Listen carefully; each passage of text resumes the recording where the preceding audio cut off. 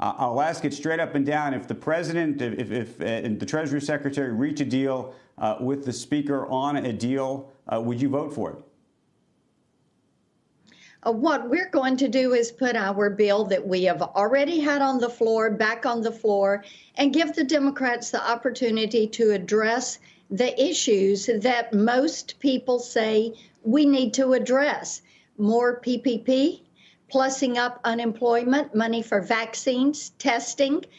We're looking forward to having that on the floor, and I'm looking forward to voting for it.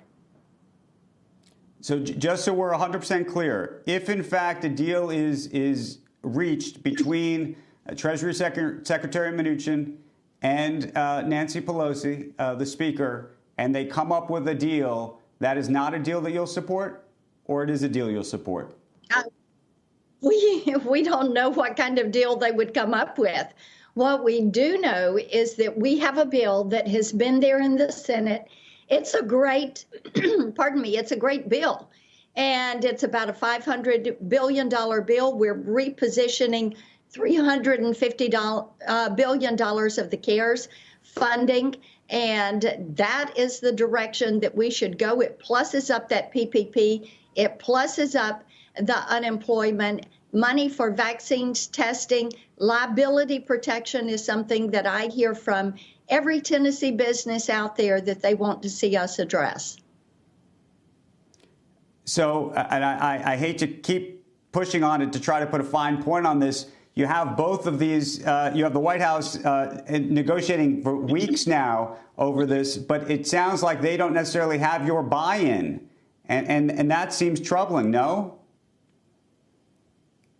It is not troubling to me. If they're going to come up with a $2 trillion bill that is going to put money on items that are not needed directly related to COVID, then that is not a direction we should travel. When I talk to Tennesseans and Tennessee businesses, they're really quite explicit.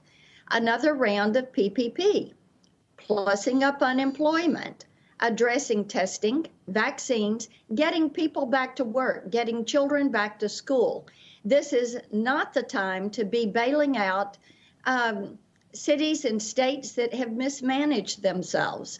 It is not the time to be addressing marijuana sales or usage or research. This is the time to focus on getting people back to work and children back in school.